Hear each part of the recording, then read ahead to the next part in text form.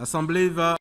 The Assembly will hear a statement by His Excellency Mr. Macky Sall, President of the Republic of Senegal.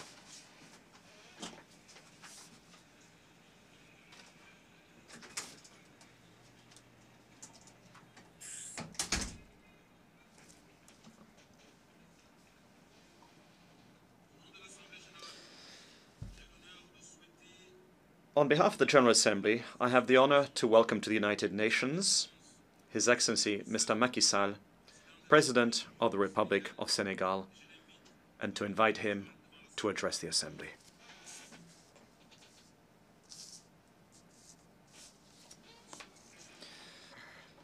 Mr. President of the General Assembly, ladies and gentlemen, heads of state and government, Secretary General, ladies and gentlemen, President, the Senegalese delegation wishes to thank your predecessor and to extend to you its heartfelt hopes of success in leading the work of our session. I'd like to reiterate our congratulations and our support to the Secretary General, Mr. Antonio Guterres, for the success of his mission at the head of the organization.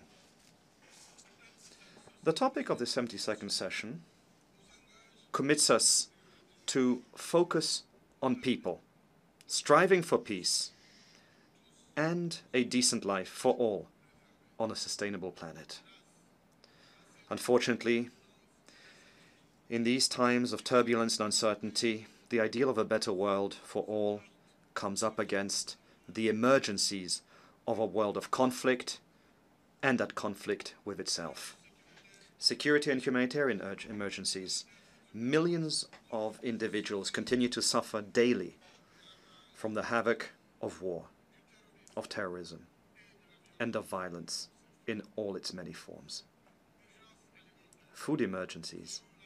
According to the FAO, over 1 billion tons of food is wasted every year, whilst over 795 million individuals suffer the pangs of hunger daily. Environmental emergencies.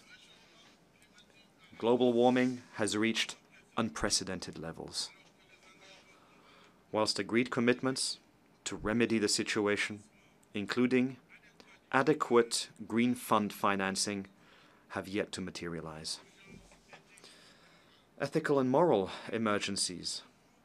On the one hand, one proclaims the universal mission of democracy and human rights, whilst, in fact, turning in on oneself, and extremist racist and xenophobic excesses re-emerge. These dangerous excesses, born as they are from the absurd claim that one race, one civilization, or one culture is superior to others, have inspired the worst tragedies of history, including slavery, colonialization, the Holocaust, and apartheid.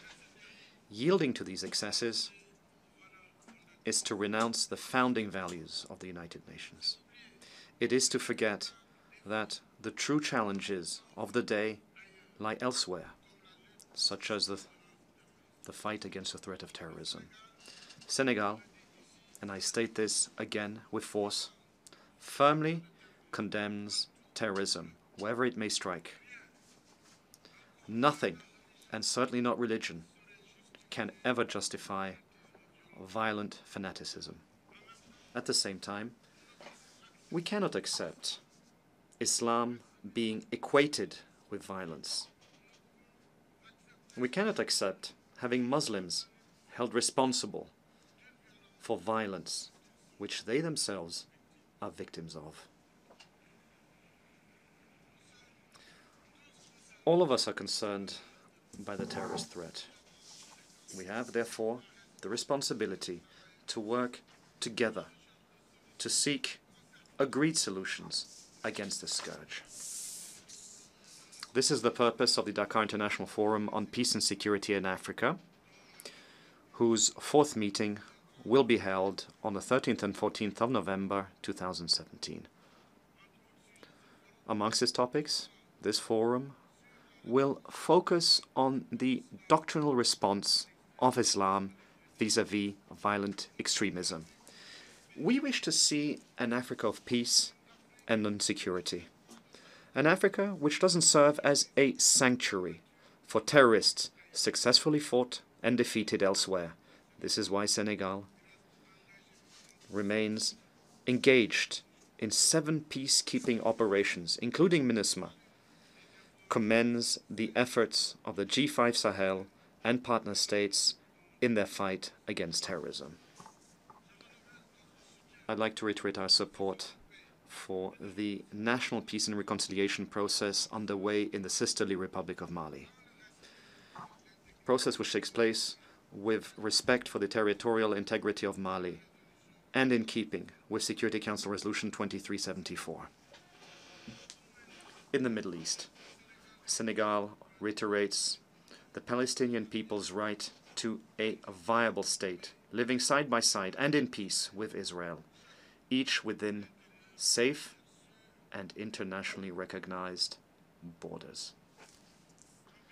In Burma, we are seriously concerned by the atrocities committed against the Muslim Rohingya population.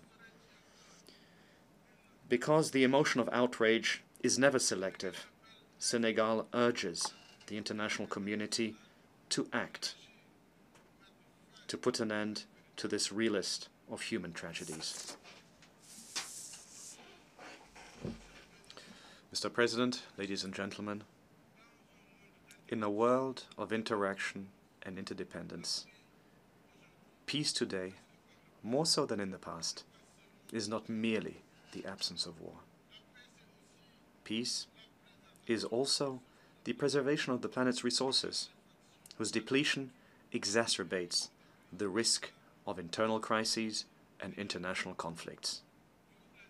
It is therefore vital to preserve the integrity of the Paris Climate Agreement. The future of our planet is at stake. Peace is also a fairer system of international exchanges, one which would open the path towards peace, progress and prosperity to all. The world cannot be at peace with itself as long as an unequal system of exchanges persists, one where those who have ever more, and those who don't have ever less. We must work towards mutually beneficial exchanges, ones which protect investment, fairly price raw materials, and generate a prosperity shared by all.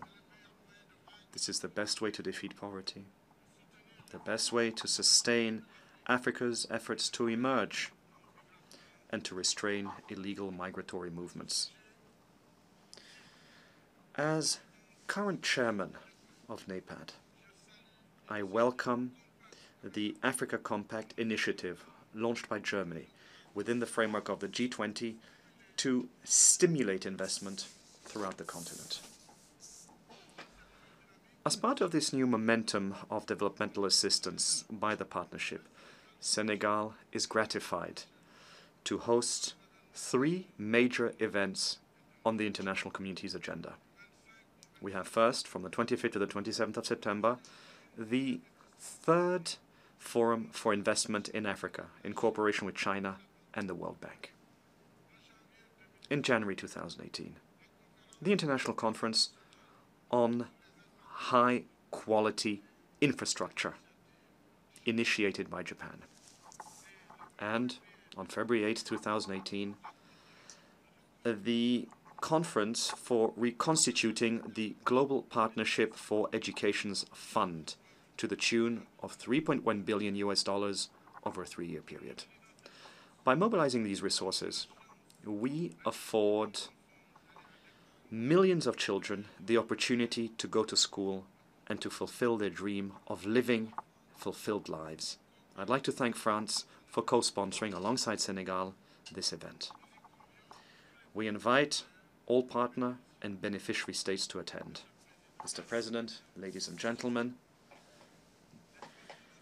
the positive changes which we wish to breathe into the world's affairs will only succeed as part of an inclusive and equitable momentum reconciling all of our interests.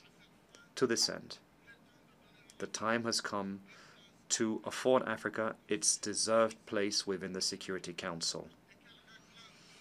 As demanded by the Eswatini Consensus, it is time to reform the rules of global economic and financial governance, including through a more effective fight against tax evasion, to contribute to the mobilization of internal resources for the financing of development.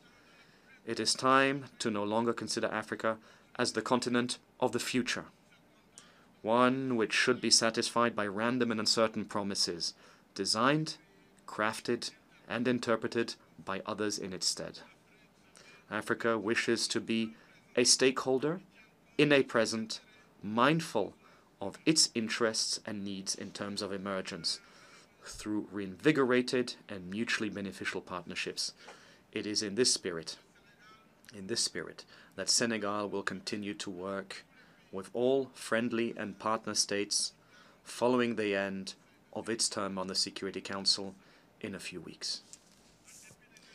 Despite the uncertainties and difficulties of our times, we must continue to have faith in multilateralism. Preceding generations possessed the wisdom to understand that isolationism and states of belligerence are a dead end. Out of the ruins of the war, they crafted the foundations for peace. But it is a peace which remains a work in progress. Every time its foundations teeter, it is all mankind that sees itself threatened. The wisdom of our predecessors demands that all of us work together to preserve peace on behalf of our shared humanity, which both brings us together and reserves us one fate and one destiny. I thank you.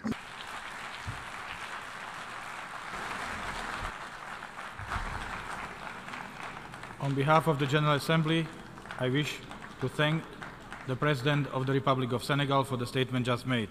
May I request representatives to remain seated while we greet the Head of State.